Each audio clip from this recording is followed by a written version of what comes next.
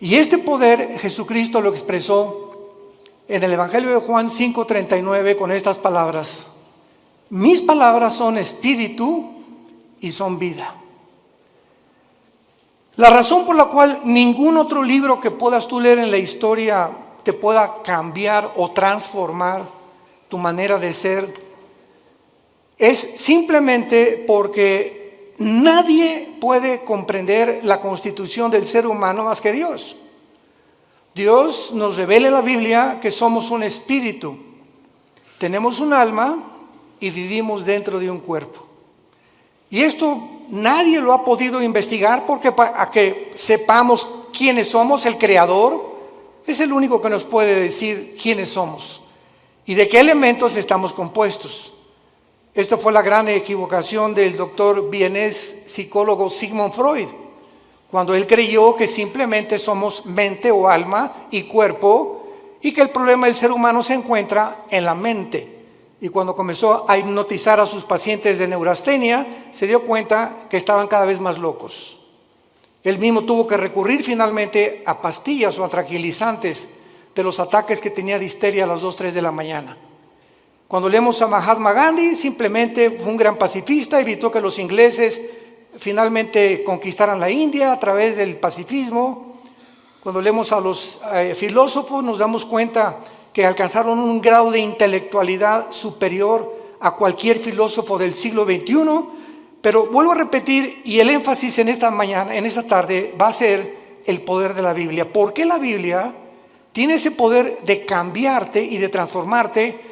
Simplemente porque la Biblia dice que somos espíritu. Entonces, tú has alimentado toda tu vida tu mente. Y no hay ningún problema en que tú lo sigas haciendo. Vas a la universidad y estudias matemáticas, licenciatura, arqueología, antropología, medicina, lo que tú quieras, ¿verdad? Y es un conocimiento que te va a servir en esta vida. Pero encontramos la mayor parte de las personas, como el expresidente Echeverría, que acaba de morir anoche. Luis Echeverría dijo días antes de morir que él lamentablemente no había podido conocer un poco más de la dimensión espiritual. Y así encontramos artistas, políticos, cantantes, deportistas que han alcanzado el éxito, grandes médicos, grandes psicólogos, grandes cantantes, etcétera, etcétera. Pero llega un momento a los 50, 60, 70 años de edad que sigues igual, y que conquistaste el mundo y perdiste tu familia, o conquistaste el mundo y construiste, levantaste, y jamás tuviste una relación con tus hijos, ni pudiste dejarle una herencia a tus hijos espiritual.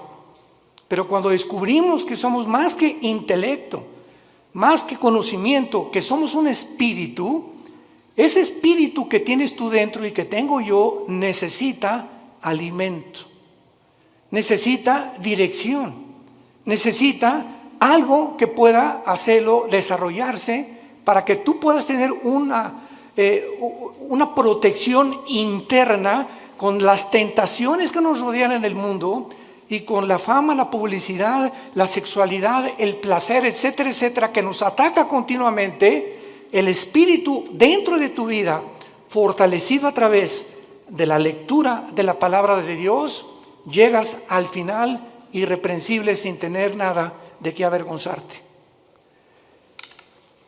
Veamos en primer lugar que la Biblia no solamente ha sido el primer libro en ser escrito, sino que no cabe duda que dentro de la historia, de la literatura y de la filosofía existen millones de libros, billones de libros, de diferentes autores, diferentes temas, pero ningún libro jamás escrito se puede comparar con la Biblia.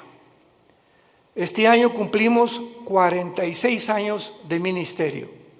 Yo comencé predicando en 1977 en la Sierra de Guerrero y Oaxaca. Era misionero, estuve 3 años con los indígenas. Ahí fue donde Dios comenzó a forjar mi carácter, porque la Biblia le pone énfasis al carácter más que a cualquier otra cosa.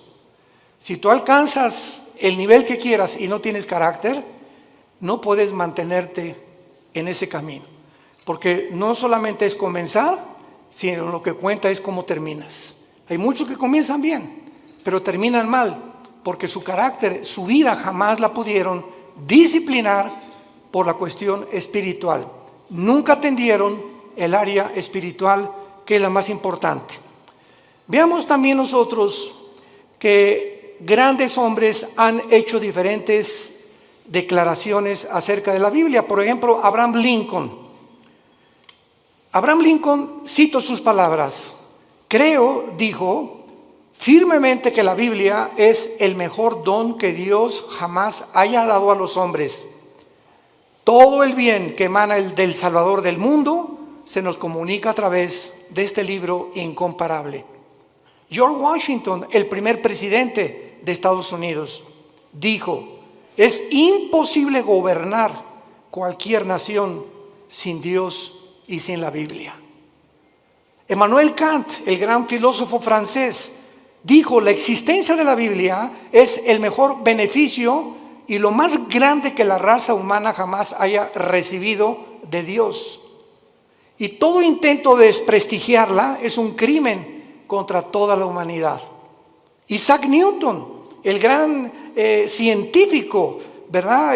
Que se le atribuye todas las leyes de la gravitación, dijo: existen más señales de autenticidad de la Biblia que en la historia profana de la humanidad. Y así tenemos a Blaise Pascal y a todos estos hombres científicos del siglo pasado y del siglo XIX que eran cristianos. Y llegamos al siglo XX, donde estamos en la luna y la tecnología, y se descubre en 1954 la hélice del ADN, del ácido desoxirribonucleico, y la computadora y el iPhone y toda la época cibernética en la que vemos, y endiosa al ser humano. Y nunca en la historia han habido tantos ateos como en el siglo pasado. Nunca en la historia. Los más grandes hombres, Isaac Newton, Blaise Pascal, Pasteur, el mismo Einstein, dijo: Dios no juega al universo con los dados. Pero vino algo que fue la falsamente llamada ciencia, o el conocimiento de la tecnología y de la ciencia, que el hombre simplemente se convierte en un necio, como hemos llegado al siglo XXI. Los científicos, genetistas, químicos del siglo XXI, ¿saben ustedes cuál es el proyecto más grande que tienen? Mejorar al ser humano en lo que se llama el transhumanismo. O sea, le están retando a Dios y le están diciendo: podemos hacer un ser humano mejor que el que tú nos hiciste, a través de experimentos genéticos y tecnológicos y neurológicos. Además de todos estos comentarios, las evidencias de la Biblia son asombrosas. Cuando murió Carlos Sagan, el gran astrónomo ateo en el siglo pasado, ya a finales del siglo XX, Carlos Sagan dijo lo siguiente antes de morir, un mes antes de morir. Se lo dijo a uno de sus hijos: yo hubiera creído en Dios si hubiera más evidencias de su existencia. Hubiera querido que se me apareciera. ¿Y por qué no se nos dijo: yo vivo? ¿Por qué Dios no nos da más evidencias de que realmente hay un poder en el universo que nos pueda guiar? Y cuando él dijo estas palabras, yo recuerdo que en ese tiempo estaba estudiando el segundo doctorado en teología, y le dije a uno de los maestros, porque me gustaba mucho ir a la Facultad de Filosofía y Letras de la UNAM, me invitaron más de 7 veces, en el Politécnico también, a dar conferencias sobre la Biblia y la ciencia y el origen del universo. Le dije a uno de los maestros: ¿cómo es posible que Carlos Sagan haya dicho que le faltaron evidencias cuando la Biblia tiene evidencias científicas? ¿Cuál es la evidencia del mundo para que el ser humano atribuya la creación a los animales? Pues lo que postuló Carlos Darwin. Carlos Darwin hizo investigaciones en la isla de los Galápagos, enfrente al Ecuador, buscando una raíz o una relación con los animales. Él nunca dijo que veníamos de los animales, postuló, dijo probablemente en su libro, el libro de las especies, el origen de las especies, pero jamás él asegura ni confirma que veníamos de los animales. Y durante todo el siglo XX, todas las universidades, todavía hay escuelas, esto es impresionante, que sigan enseñando que nosotros tenemos el origen en Chita y en los animales. Cuando se descubre la genética del ADN en 1954, se derriba completamente la teoría de la evolución. Porque es imposible, señores científicos que nos escuchan y maestros de las universidades que nos visitan o que nos ven a través de la televisión, es imposible que una ADN de un toro sea igual al de un caballo. Y es imposible la mutación de una especie a otra especie. Y hasta este momento no hay ninguna mutación, jamás, lo que se llama el famoso eslabón perdido, para que un conejo se convierta en una ardilla o un ser humano en un animal. Las cromosomas y los ácidos que tiene el cuerpo humano, que forman parte de toda la estructura anatómica que nosotros recibimos de Dios, hacen imposible la evolución, un cambio de genética de un cromosoma o de un ADN a otro ADN. La física dice que realmente la ley de la entropía, que todo va de mal en peor, que todo, la segunda ley de las teorías físicas, que es lo que establecen, que todo se está echando a perder, que todo se descompone, que todo tiene un proceso de deterioro, y la evolución dice que vamos de menos a más. ¿Y la biología qué nos dice? ¿Quién es una mujer? ¿Qué contestarías si te preguntaran quién es una mujer? ¿Qué es lo que hace a una mujer diferente de un hombre? Simplemente la mujer tiene 2 cromosomas XX. Eso es lo que hace mujer. Si tú tienes cromosomas 2XX, eres mujer, eres del sexo y del género femenino. ¿Quién es un hombre? Una persona que tiene cromosomas XY. Y la Y no la tienen las mujeres. Y si tienes el cromosoma Y y tu mente te dice que no eres lo que la biología y la genética establece, ya no la Biblia, tu problema es mental, no es físico. ¿Se dan cuenta al punto a donde hemos llegado de estupidez mental? Y de la forma en la que hemos llegado a publicar y a tratar de hacerles creer a los niños que no son niños, que son niñas, y a las niñas que son niños, y que se está aceptando, como la famosa compañía Disney, ya promoviendo películas de homosexuales y de lesbianas entre los niños y las niñas. Este es el mundo de nosotros, un mundo completamente oscurecido, anticientífico. Jamás se había atacado la ciencia en la forma en la que se ha atacado actualmente. Lo que enorgulleció al ser humano en el siglo XX, en la ciencia se volvió contra los médicos, haciéndolos, profesando ser sabios, se han convertido en necios. Veamos en la segunda carta que el apóstol Pedro escribió hace 2000 años. Los que traigan su Biblia la pueden abrir en la segunda carta de Pedro, capítulo 1, versículos 19 y 21, y veamos algunas evidencias de la Biblia en cuanto a su enseñanza y al propósito de Dios para habernosla dejado. Comienzo diciendo que si Dios existe, vamos a hacer una línea de lógica elemental. Si Dios existe, no nos dejó al azar, ni al accidente. Tuvo que haberse de alguna forma comunicado con nosotros, porque si Dios existe, su más grande anhelo es que sus criaturas le conozcan, le sirvan y le adoren.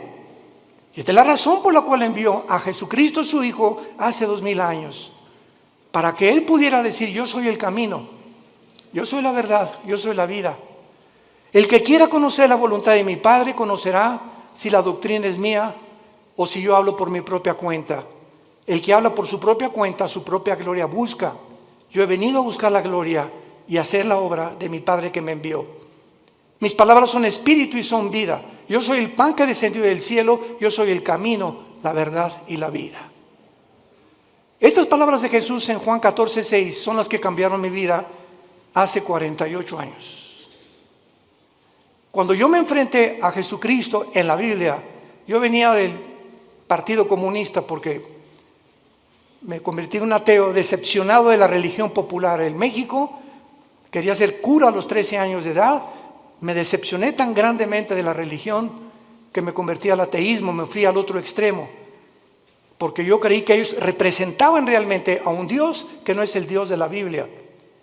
Y cuando comienzo a leer la Biblia, que me prohibieron leerla, los mismos dirigentes católicos que yo tenía, y leo que Jesucristo dijo, yo soy el camino, yo me acordé de Buda.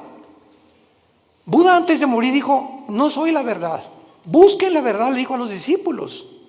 Mahatma Gandhi dijo, es que Jesucristo fue un gran maestro de moral, pero yo no puedo guiarles al camino, yo solo sé que no debemos estar a favor de la violencia. Cuando leí a Mahoma en el Corán, en los sutras, los versículos del Corán, Mahoma recibe la revelación del Corán a través de un ángel cuando él padecía ataques epilépticos. Y comienza a leer el Corán y ve lo que dice: asesinemos a los judíos y a los infieles, matemos a todos los que no acepten el Islam. O sea, una religión que impone a través de la violencia, igual que el comunismo impone a través de la fuerza y la violencia, la ideología que quieren que nosotros la aceptemos. Y cuando me encuentro con Jesús que dice yo soy el camino, no un camino, yo soy el camino. Yo soy, si tú no caminas conmigo, Jesús te está diciendo, estás en un camino que conduce a la muerte. Porque hay caminos que parecen derechos, pero su fin es camino de muerte. Cuando Jesús dice yo soy el camino, yo soy la verdad, me pasé años en el comunismo y en la filosofía buscando qué era la verdad. Nunca un maestro me dijo qué era la verdad. Y reta a tus maestros en la universidad de filosofía y pregúntales, ¿me puede usted definir qué es la verdad? ¿Por qué? Porque no creen en las verdades absolutas. La verdad que existe actualmente en el mundo científico y en el mundo universitario es, si tú crees eso, síguelo creyendo, no me hagas creer lo que yo creo. Si tú crees que ser homosexual es bueno y tú no, pues no seas homosexual. Si tú quieres ser ateo, o sea, cada quien tiene su verdad. Cada quien piensa filosóficamente en la verdad, en la forma en la que tú quieras pensar.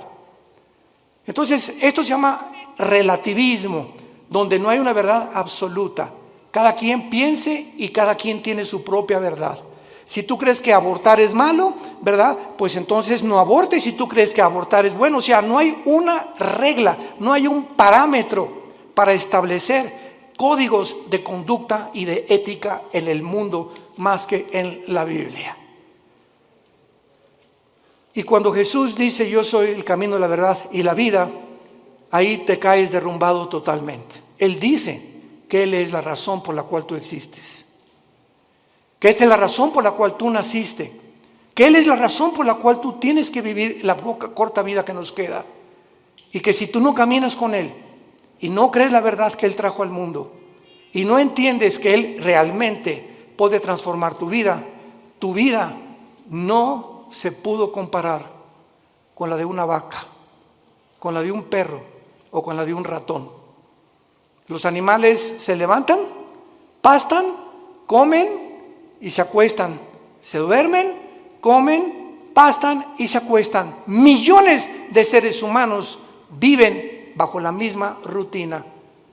Te levantas, trabajas, comes. El propósito es hacer dinero, buscar los mejores negocios, alcanzar la cima, tener negocios o una carrera que me pueda realmente redituar o que realmente sea rentable lo que yo voy a hacer en la vida.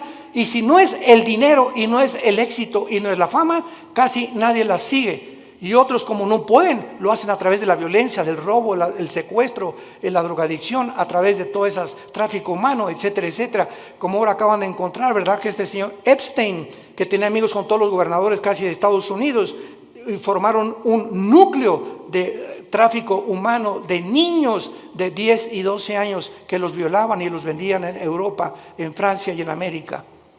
Estamos hablando de hombres multimillonarios, asistentes y amigos y compadres de los presidentes de la mayor parte de las naciones. El tráfico humano se encuentra lo más rentable que hay en el nivel más alto de la humanidad, por la corrupción tan grande a la que el ser humano ha llegado.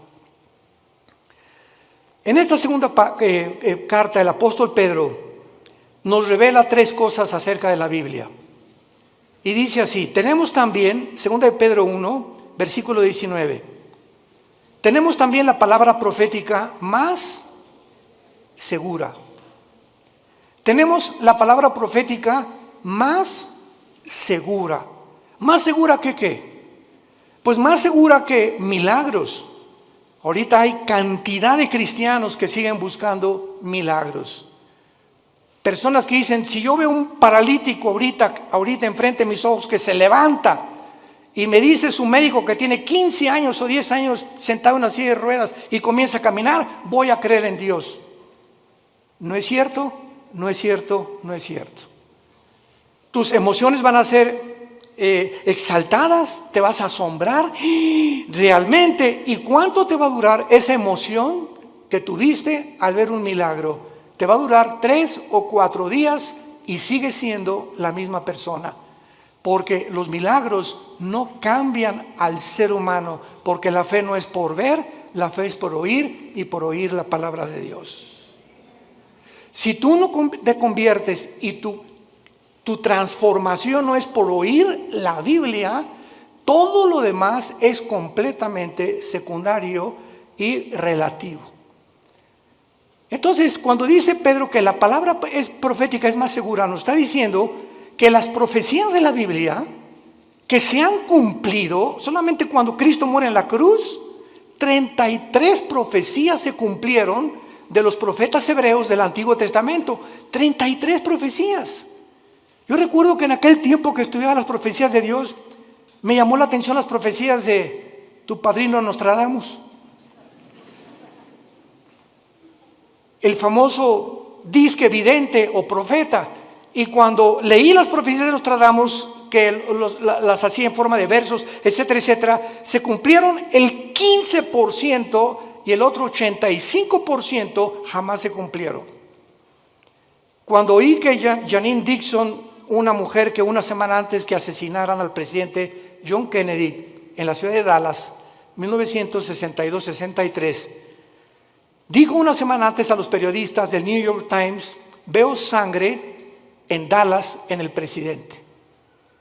Y lo asesinaron una semana después y se convirtió ella en una pseudo profeta de Estados Unidos, Jean Dixon. Lo puedes encontrar en el internet.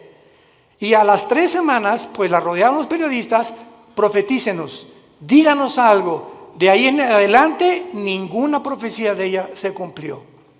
Porque hay una ley en la Biblia que dice así, en el libro de Deuteronomio, cualquiera persona que profetice algo y no se cumpla el 100% de lo que profetizó, es un falso profeta. El 100% de lo que profetizó. Así que cuando venimos a la Biblia encontramos, por ejemplo, en Isaías capítulo 44 en el Antiguo Testamento, que hace 2700 años este profeta dijo estas palabras retando Dios a los seres humanos. Isaías 44, versículo 6 al 8. Así dice Jehová, Rey de Israel y su Redentor, Jehová de los ejércitos. Yo soy el primero y yo soy el postrero. Pongan atención. El Dios de la Biblia dice, yo soy el primero. Para que Él sea el primero, Él tiene que saber cómo se originó el universo, ¿correcto? Nunca la ciencia nos podrá decir el origen del universo. Porque para que sea científico tiene que ser repetitivo. Alguien tuvo que estar ahí para que nos dijera, pues así comenzó. Y por eso es la teoría de la Big Bang, de la explosión y tantas teorías que están tratando de explicar cómo se formó el universo. Pero cuando Dios dice, yo soy el primero, nos muestra en la Biblia, en el libro del Génesis, cómo hizo el universo. Y cuando dice, yo soy el postrero, nos dice también que cómo terminará la humanidad. Cómo avanzará la historia. Y cuando venimos a la historia, a la luz de la Biblia, encontramos que todos los eventos de la historia han sido cronológicamente y sucesivamente a la luz de lo que estaba escrito hace más de 3,000, 4,000 años. Yo soy el primero y yo soy el postrero. Ahora dice Dios, los reto a los que se dicen profetas. Escucha lo que dice a continuación. Fuera de mí no hay Dios. ¿Y quién proclamará lo venidero? Lo declarará y lo pondrá en orden delante de mí, como hago yo desde que establecí el pueblo antiguo. Hace 2700 años Dios dice esto. ¿Quién de los escritores, quién de los que se han dicho profetas, tráeme a Mao, tráeme a Confucio, tráeme a Mahatma Gandhi, tráeme a Mahoma, tráeme a tu gallito Giro, como decimos en México? Al escritor y a la persona que más admires, dice Dios. ¿En qué libro puedes encontrar el orden de la historia desde que el mundo comenzó? En ningún libro más que en la Biblia. Y así encontramos que 100 años después de Isaías vino un hombre llamado Daniel, que fue judío y fue llevado a Babilonia cautivo por 70 años. Y en el libro de Daniel, hace 2600 años, damas y caballeros, hace 2600 años, en el libro de Daniel, él declara los órdenes de los imperios que vendrían en el mundo a través de la historia. Y le dice el ángel que le revela a Daniel esta profecía: Daniel, estás ahorita bajo un imperio que es Babilonia. Babilonia es la nación de Irak, bíblicamente y actualmente. Después de ti vendrá otro imperio que será menor. ¿Quién conquistó Babilonia históricamente, señores profesores de historia? Los medos y los persas. Y después vendrá un tercer imperio, le dice el ángel a Daniel. ¿Quién vino después de los medos y los persas? Alejandro el Magno. Los griegos derrotaron a los medos y a los persas. Y vendrá un cuarto imperio que aplastará a casi todo el mundo entero. ¿Quiénes fueron los que siguieron después de Grecia? El imperio romano. Daniel profetiza hace 2600 años la cronología de los imperios mundiales de toda la historia.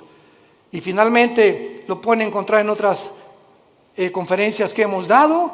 Vendrá otro imperio que son los 10 dedos de los pies de la estatua de Nabucodonosor, que el anticristo, el próximo gobernante y dictador mundial, formará una confederación política de 10 naciones, 5 de Europa y 5 del Medio Oriente. Formarán un G10 y cuando oigamos en la televisión, en el radio, ahorita hay un G7, cuando se forme un G10 de esos 10 naciones que se van a unir del Medio Oriente y de Europa, de entre ellas saldrá el anticristo.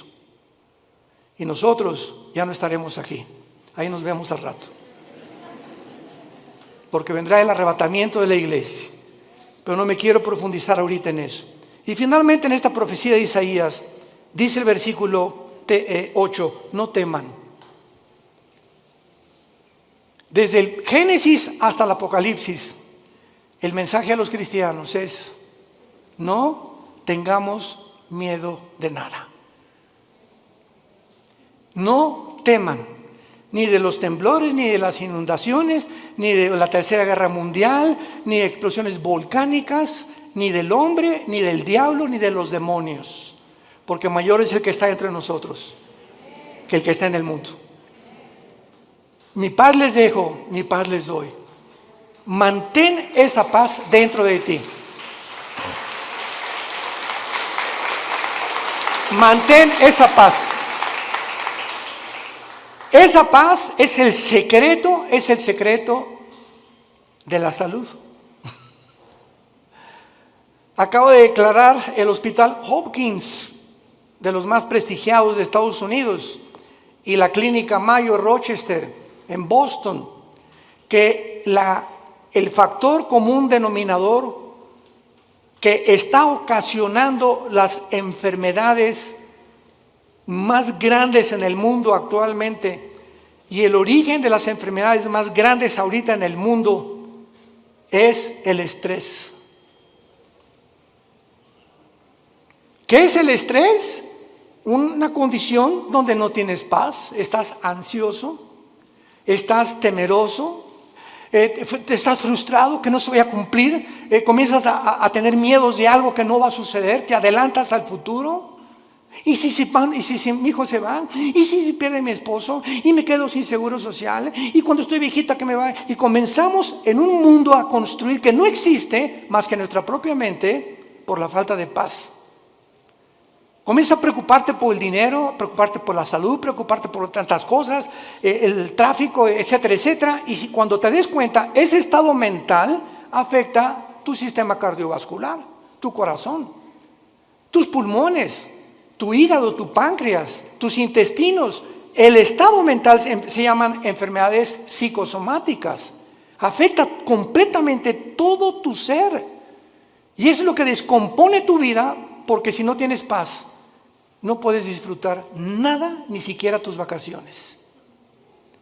Y hace 2000 años, el autor de la Biblia, el Señor Jesucristo, hace 2000 años nos dio el secreto: no teman. Mi paz les dejo, mi paz les doy, por nada estén afanados. Por nada permitas que tu corazón sea perturbado. Voy a la casa de mi Padre, no me tardo a preparar lugar para ustedes y vengo pronto por ustedes. Mientras estés en el mundo, mantén la paz. Escucha esto: si tú no tienes paz y te dices cristiano, no puedes leer la Biblia. Tú no puedes venir a la Biblia como un Pepita en comal. Ay, Señor, ay, mi hija, Señor, le voy a hablar al pastor, porque tú no puedes venir en un estado de estrés y de ansiedad a leer la Biblia, porque el Espíritu Santo es espíritu de paz. Y Él no puede comunicarse contigo y no vas a entender la Biblia, porque para venir a la Biblia tienes que venir descansado, orar antes, echar toda nuestra ansiedad sobre Él, porque Él tiene cuidado de nosotros. Y cuando ya descansamos, Señor, yo no sé dónde está mi hija, yo no sé qué va a pasar, etcétera, pero yo sé que soy tu hija, soy tu hijo, tú eres mi papá, tú eres mi papi. Tú cuidas de mí, no me vas a dejar, diste tu vida en una cruz por mí. ¿Cómo puedo llegar a esa incredulidad y falta de confianza en tus promesas estoy en este estado? Es pecado vivir en ese estado y llamarse cristiano al mismo tiempo. Es pecado, porque sin fe es imposible agradar a Dios. Y esta es la razón por la cual el mundo se encuentra como se encuentra. Y el mensaje desde hace 2000, 3000, 4000 años es: no tengan miedo. No temas nada. Acuéstate hoy en la mañana, hoy en la noche, y recuerda a un pollito que se mete bajo de las alas de la gallina, y el pollito llega, y allá anda por ahí el lobo y todo, pero mientras está bajo las alas de la gallina, pío, pío, pío, ni preocupado está el pollito. Y así hoy en la noche dile: Señor, aquí está tu pollita. Aquí está tu pollito, Señor. Me acuesto porque tú tienes cuidado de mí. Escúchame, cuando Dios ve esa actitud en tu vida, te protege y te bendice.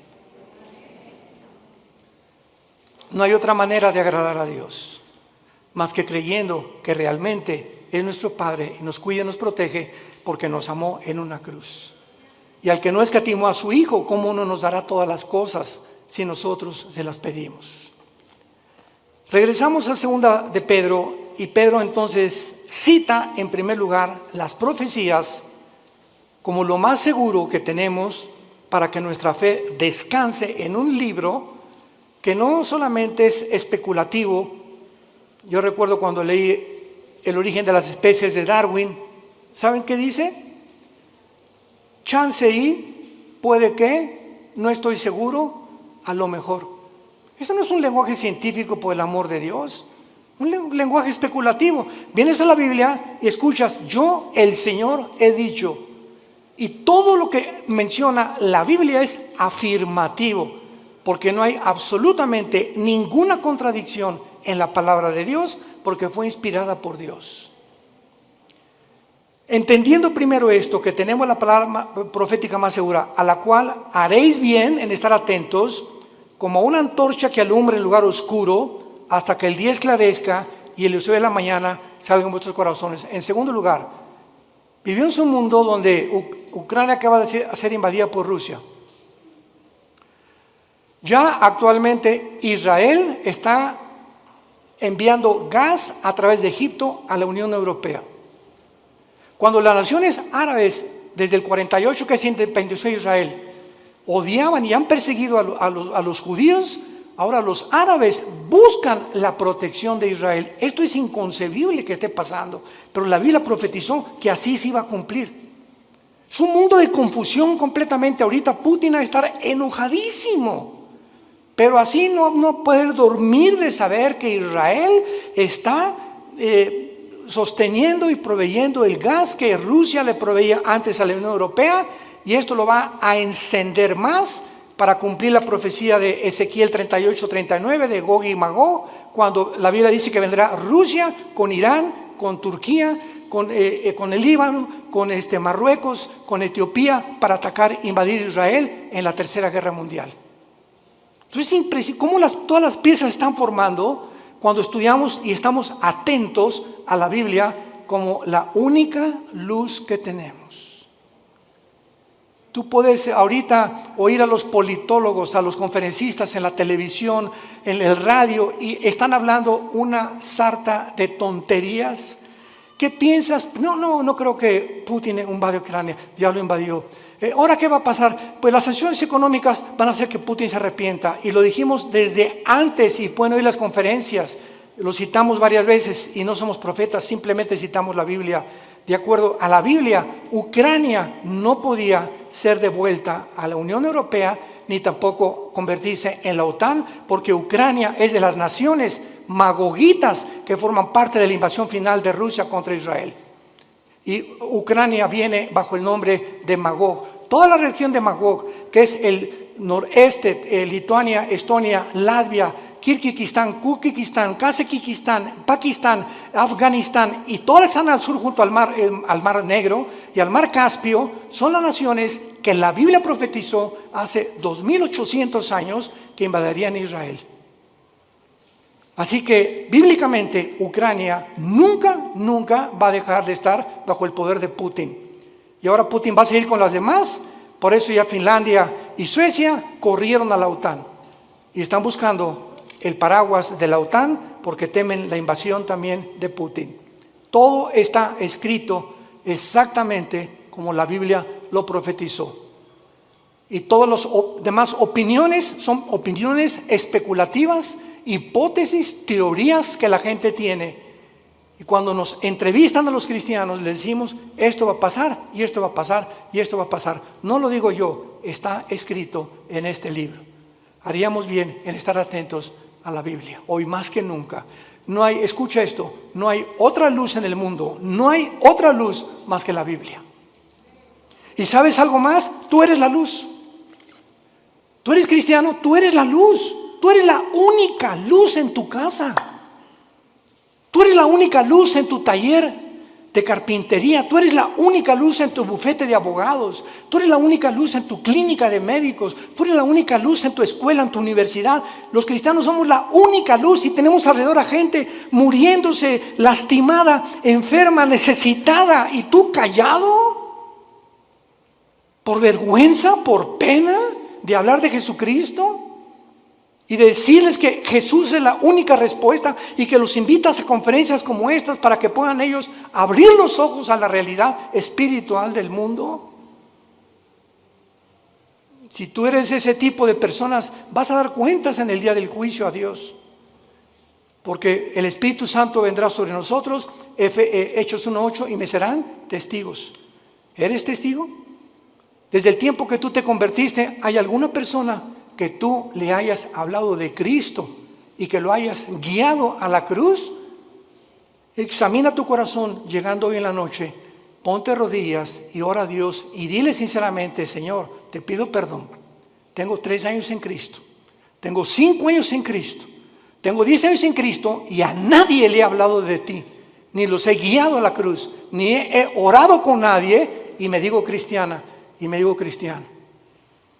Cuando nosotros examinamos nuestra vida, tengamos cuidado de pasar el tribunal de Cristo. Y en penúltimo lugar, dice el apóstol Pedro, pongamos atento a la Biblia que alumbra en lugar oscuro. Nunca las tinieblas habían sido tan grandes como ahorita.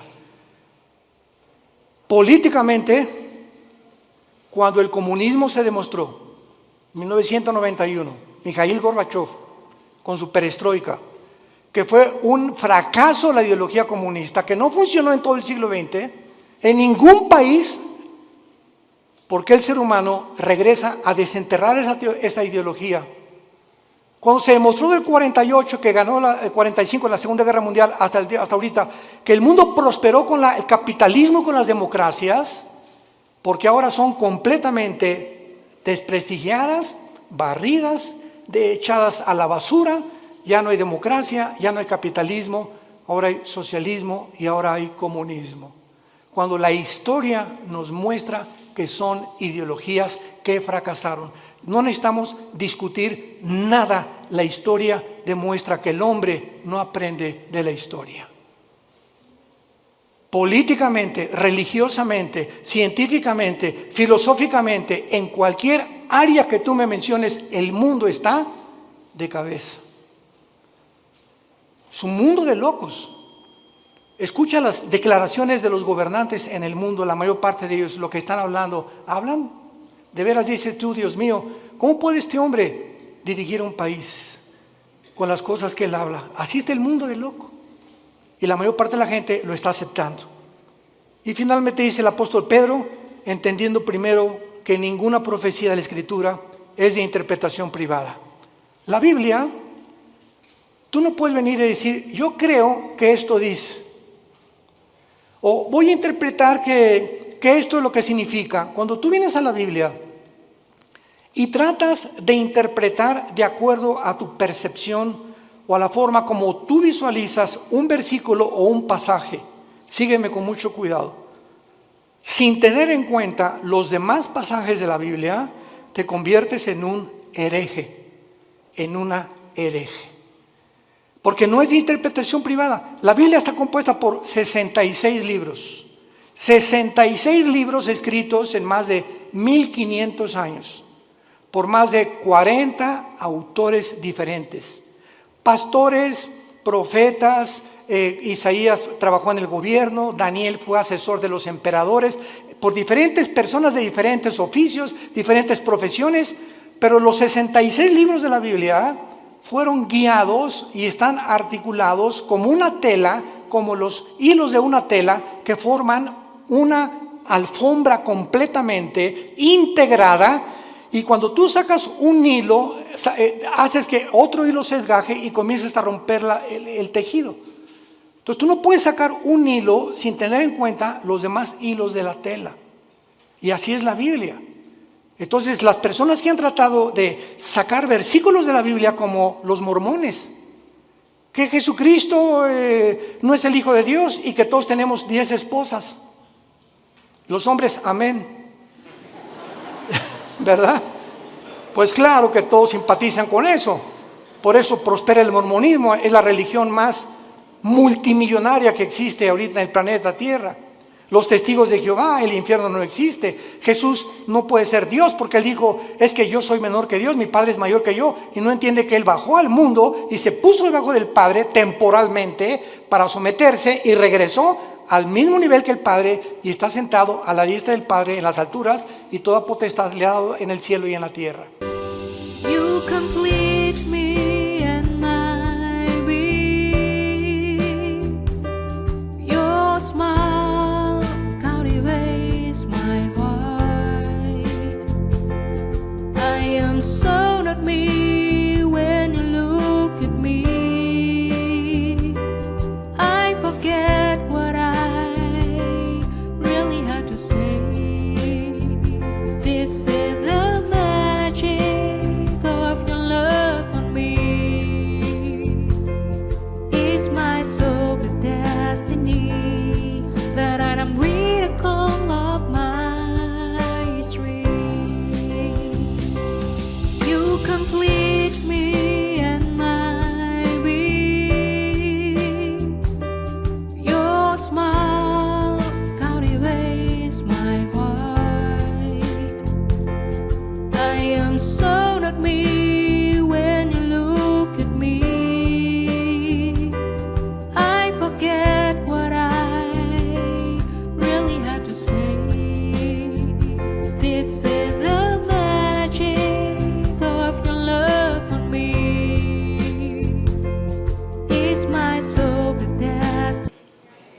por no tomar en cuenta otros pasajes de la Biblia, por no estudiar diligentemente la palabra de Dios. Y por eso hay tantas versiones de la Biblia, que la de Reina Valera 1960, la Nueva Versión Internacional, la King James, etcétera, etcétera. ¿Por qué hay, para terminar, pregunta, diferentes versiones de la Biblia? Simplemente por el lenguaje. Ve a Costa Rica y a las niñas les dicen huilas. En México es una prostituta.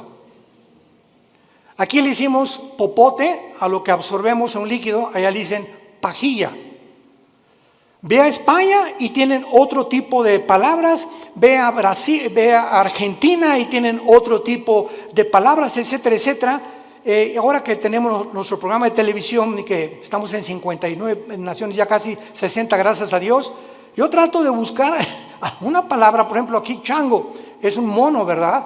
Pero una vez estaba yo en Guatemala y me dijeron, hermano, no diga chango porque aquí es grosería. Aquí dicen, le dicen mono o le dicen simio, pero chango es una grosería. Entonces vemos nosotros que la Biblia está escrito en hebreo y en griego. Entonces se tiene que traducir en otras cosas o versiones para poder entender en muchos lados, que a mucha gente le sirve, pero siempre recurrimos a los originales. Son los originales, hebreo y griego y parte de arameo en el libro de Daniel, que son los que nos dan la pauta para saber lo que tenemos. Yo tengo una Biblia en hebreo y en griego. Cualquier duda, consulto las palabras originales para saber exactamente lo que Dios quiere decirnos. Y cuando tú estudias la Biblia, no puedes estudiarla superficialmente. El petróleo no se encuentra a 1 metro de profundidad. El petróleo se encuentra a kilómetros de profundidad. Tú no puedes venir a la Biblia en la noche y decir, Jesucito mío, mire compañía, no me desampares ni de noche ni de día. Amén. Y ya. Y luego, Juan 3:16, de tal manera amó Dios el mundo, y eso es tu devocional. Tú no puedes venir a la Biblia así. Tú tienes que ser un estudiante profundo de la Biblia. Tienes que discipularte. Tienes que tomar en serio a Dios. Y hasta que no tengamos esa actitud, no podemos conocer su poder. Porque ese contacto continuo, diario, perseverante en la comunión con la Biblia, tienes comunión con Jesucristo, es el poder que nos puede transformar en nuevas criaturas y que nos sostendrá hasta el final de nuestra vida. ¿No quisieras tú en esta tarde invitarle a Jesucristo a tu corazón? ¿No quisieras tú tomar ya en serio este maravilloso libro y dedicarle 15, 20 minutos, media hora antes de que te lave los dientes, antes de que vayas a la oficina, acostarte hoy en la noche, no con las noticias, sino abre los salmos, los proverbios, el evangelio de Juan? Vas a sentir algo que va a entrar como una planta. Una planta le echas agua y tú no ves, es invisible, pero por dentro de la tierra hay algo que está haciéndola crecer hasta que por fin sale el tallo de la planta. Y así es la vida espiritual. Tú lees la Biblia y estás alimentando el espíritu y no lo ves ahorita, pero en 6 meses, 1 año, vas a darte cuenta que vas a decir, yo no soy aquel que yo era. Como el testimonio que oímos continuamente de las personas, cómo lo transformó Dios su vida hasta que le entregaron su vida a Dios. Hazlo tú en esta tarde, no te tardes, porque está llamando a la puerta el Hijo de Dios. Y cuando Él dice, estoy a la puerta y llamo, ábrele tu puerta. Él no va a forzarte, tú tienes voluntariamente que reconocer que eres un pecador, que tú no estás cumpliendo los mandamientos de Dios y que alguien en esa cruz pagó por ellos con su sangre preciosa que derramó en el Calvario. Inclinemos la cabeza y dile al Señor, sinceramente, tal vez por primera vez en tu vida, estas palabras.